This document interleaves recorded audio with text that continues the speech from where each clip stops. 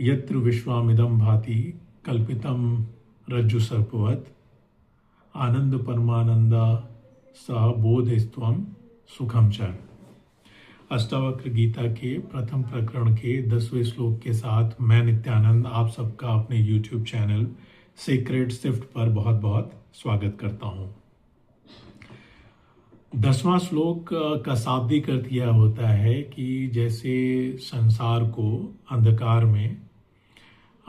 रस्सी में सर्प का आभास हो जाता है और जिस क्षण यह आभास प्रकाश या रोशनी में दूर होता है और वह आनंद या परमानंद को प्राप्त करता है, उसी तरह से जब मनुष्य को अज्ञानतावश या संसार में सुख वह खोज रहा है, जब उसको आत्मबोध होता है और वह अपने मूल तत्व आत्मा को जान लेता है, तो वह आनंद परमानंद को प्राप्त कर लेता है। तो अष्टावक्र जी कहते हैं कि तू सुख अपने आप को सुखी समझकर उस आत्म बोध को प्राप्त कर और इस संसार में अपना जीवन यापन कर। अष्टावक्र जी इस 10वें श्लोक के माध्यम से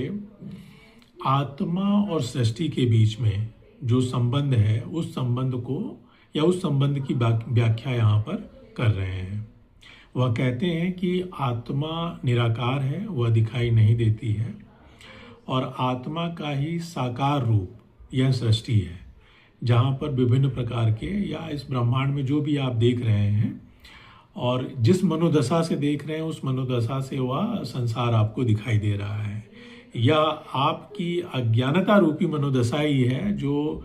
पेड़ देख रही है, वृक्ष देख रही है, पत्थर देख रही है, एक दूसरे मनुष्य को देख रही है और आप अपने से ब्रह्मांड में उपस्थित हर एक चीज को अलग देख रहे हैं।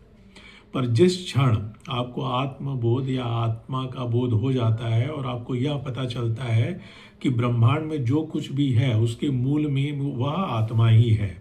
तो आप एक हो जाते हो। फिर आपको ये जो चीजें अलग अलग प्रकार की दिख रही हैं उनमें आप उस मूल तत्व को देखते हो और वही मूल तत्व आप में है, तो वो आपको अलग अलग दिखाई नहीं देगा।